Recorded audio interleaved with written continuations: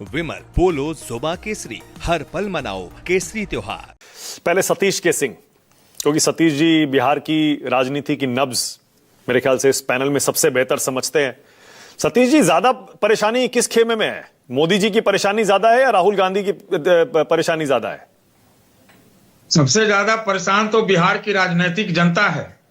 हाँ। और जो पिछले 48 घंटे में जो 3 चीजें हुई मैं आपको बताऊं, क्या हमें मालूम नहीं क्या ये तेजस्वी यादव के नॉमिनेशन में कोई कांग्रेस वाला था और कहते हैं महागठबंधन।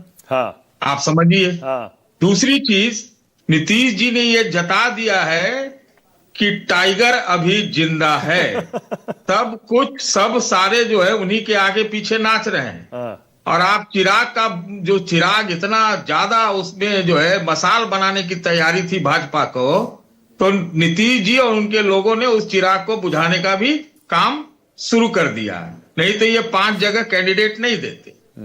तीसरी चीज जो आप, एक चौथी चीज जो आप बता रहे थे कि फ्रेंडली फाइट हो सकती है। हाँ। मैं कह रहा हूं कि ये सिर्फ फाइट हो रही है, कोई फ्रेंडली नहीं है। समझ लीजिए, ये असाधारण चुनाव है बिहार का। और यकीन मेरी बात मानिए, असाधारण सरकार बनेगी। तो नीतीश जी को सबने रिटायर कर दिया था, भाजपा समेत। अभी तक उनका भी चेहरा नामित नहीं है सीएम के लिए। यहां तो सीटें नहीं नामित है महागठबंधन में। और इसमें सब बिहार की समस्या, पलायन है, बेरोजगारी है, ये है वो है। खाली बाप बेटों की जो है वहां पर कंस्टिट्यूएंसी बन रही है। सारे जो बड़े बड़े रिटायर होने वाले लोग थे, सब अपने अपने फैमिली में टिकट दिलवा लिए। तो यही कुल मिला के असाधारण सरकार बनेगी से क्या मतलब है आपका? देखिए, कौन किधर चला जाएगा, किस तरफ छड़प जाएगा, ये अभी नहीं कह सकते। हो सकता है कि एक मास जो है एक तरफ से दूसरे तरफ हो जाए। क्योंकि मैंने आपके शो में पहले कहा था कि तो गुरिल्ला पद्धति से लड़ाई हो रही है कि कहां किसको मार के गिरा दो। समझ रहे हैं? अब पीके का भी आपने कहा, तो पीके ने सिर्फ राघवपुर से घुटने नहीं टेके। हमको तो लगता है कि जितना उनका बॉडी लैंग्वेज देख रहा था उनके चेहरे पर, अब एक ही चीज वो पीके कर सकते हैं कि क्या कोई चिराग से कोई टाटा भिड़ा के कोई नई बात हो जाए। तो मैं नहीं कह सकता, नहीं जानता, नहीं कहता मैं भी क्यास लगा रहा हूं। लेकिन पीके ने जिस तूफान से अपने आप को खड़ा किया था, हमको लगता है उन्होंने पूरे बिहार में इस चुनाव के लिए घुटना टेक दिया। ठीक है, ओके। राजकिशोर तिवारी, एक कमेंट आपका। क्या सतीश जी जो कह रहे हैं असाधारण सरकार बन सकती है, इधर से उधर लोग जा सकते हैं, आपको भी लगती है कोई संभावना ऐसी?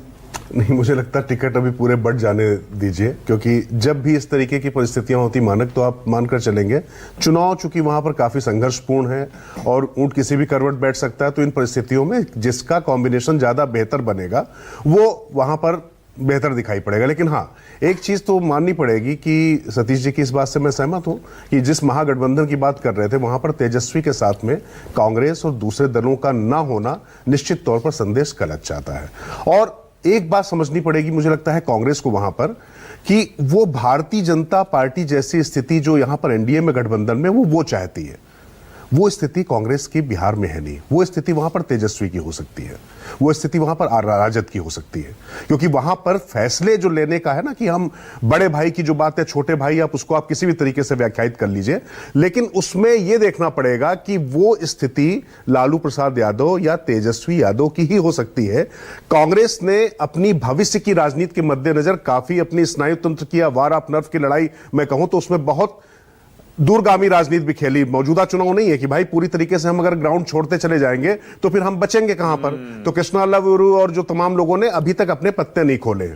परंतु यह मानना पड़ेगा कि अगर बिहार में चुनाव जीतना है तो बिहार में चुनाव जीतने के लिए वहां पर सारथी तो जो है वो लालटेन को ही बनाना पड़ेगा। लालटेन की रोशनी में ही, मतलब वो पंजा लालटेन को पकड़ के रोशनी नहीं दिखाएगा, हाथ को देखने के लिए लालटेन की रोशनी चाहिए वहां पर, यह कहने की बात है। और जो इन्होंने कोशिश की थी वो मुकेश सहनी को आगे बढ़ाकर उसको उप मुख्यमंत्री के लिए भी पूरा उचका देने वाली जो बात की थी, लेकिन वो देखिए 18 सीटों की भी जो बात आ रही ना मानक जी, आप उसमें भी देखिए कितने उसमें आरजेडी के लड़ेंगे, कितने कांग्रेस के लड़ेंगे, ये भी आप ओके, ऑलराइट। कंचना यादव, क्योंकि आज कंचना स्टूडियो में है और सबकी नजरें तेजस्वी के नॉमिनेशन पर भी हैं। के शर्मा लगातार तब से मुस्कुरा रहे हैं, डॉली शर्मा भी मुस्कुरा रही हैं, नवल शर्मा जी आज बड़े गंभीर दिख रहे हैं मुझे।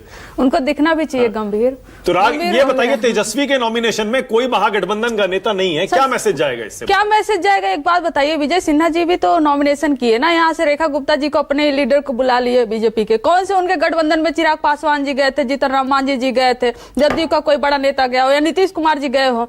तो हर कोई अपना अपना नॉमिनेशन कर रहा है, जिनको टिकट मिल चुका है, जिनका कंफर्मेशन हो चुका है। तो इसमें विजय सिन्हा डिप्टी सीएम है, तेजस्वी यादव को तो आप सीएम बताते हैं ना, तो सीएम के नेतृत्व में तो सबको आना चाहिए। विजय सिन्हा जी डिप्टी सीएम है। मैं आपको कह क्या रही हूँ मानक जी कि तेजस्वी जी नॉमिनेशन करने गए हैं।